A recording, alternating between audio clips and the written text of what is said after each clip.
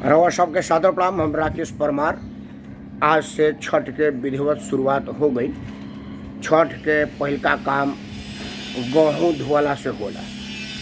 आज छठ पर बानी हम अपना गेहूँ धोए के कार्यक्रम और सुखावे के कार्यक्रम होता। रउआ सब गेहूँ के देखी पसराइल बड़ी सब। हई देखी हई गेहूँ बा तौन पूजा खातिर हो अलग रखल बा। चूँकि हम अपना खाए खातिर भी पिसवाई के करीले, हम पैकेट वाला ना खरीदी तो ये अलग से पसारल बाटे। चूँकि शुद्धता के बड़ा ज़रूरी होला तो पूजा वाला अलग आ ई जौन बा तौन अलग बा। एकरा में ये देखे सबे ये हम अपना छत पर बनी आ ये गेहूँ पसराइल बा। आज अब के धोवाइल हा। अब ए से विधिवत छठ के पूजा शुरू हो गई। बाकी छठ आज प्रधानमंत्री सफाई योजना, घर घर सफाई योजना ये सब करत रहे। हम समझतानी कि प्रधानमंत्री नरेंद्र मोदी जी से ज़्यादा समझदार, चीज़ के समझे वाला आ भविष्य के प्रति सजग, ईमानदार और सचेत करे वाला हमने के पूर्णिया रही हम।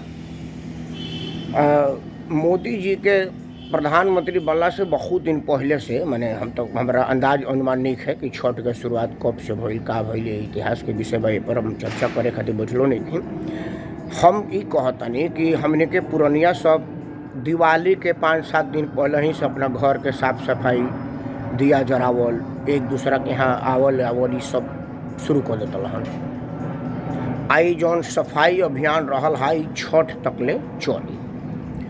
छठ में शुद्धता और सफाई के काम महत्व आप समझी कि जब ले गेहूँ सूखी तब ले हम छते पर रहब, ताकि कोनो पंछी एकरा पे माने के गंदा ना कर दे, करके जूठा ना कर दे। एक ना एक आदमी एजा हमेशा बैठे रही आज जब तक ले ही सुखत रही। मतलब कि हमनी के पुरनिया लोग कितना व्यवस्था से हमने के राखत रही है, ओकर शुद्धता की कितना जिम्मेवारी और ध्यान रखत रही है, ये बात के पता चलता। छठ के विशेषता पर हम चर्चा करब छठ के दिन कि छठ में का बा, पहला अर्घ के काम महत्व बा, दूसरा अर्घ के काम महत्व बा, दुनिया में कोनो संस्कृति बा जहाँ अस्त होकर सूर्य के प्रणाम कइल जाला, उतने श्रद्धा से जितना उदय होते सूर्य के प्रणाम कइल जाला। ये सिर्फ पूर्वांचल में बा कि हमने के उतने सम्मान दे ले जा उदय होत सूर्य के भी और अस्त होत सूर्य के भी। मतलब कि अस्त होत सूर्य के प्रतीक बा हमने के बुजुर्ग, हमने के पुरनिया, हमने के सब जौन धरोहर बानी। एकरा बाद उदय होत सूर्य जौन हमने के नवागुत लो वालो, हमारा लोग जौन नवजात वालो अभी संसार में आवत आलो, वो लोग के उतने आदर, उतने पूजा, उतने सम्मान, उतने ध्यान जितना हमने के अपना बुजुर्ग लोग के दी ले जा।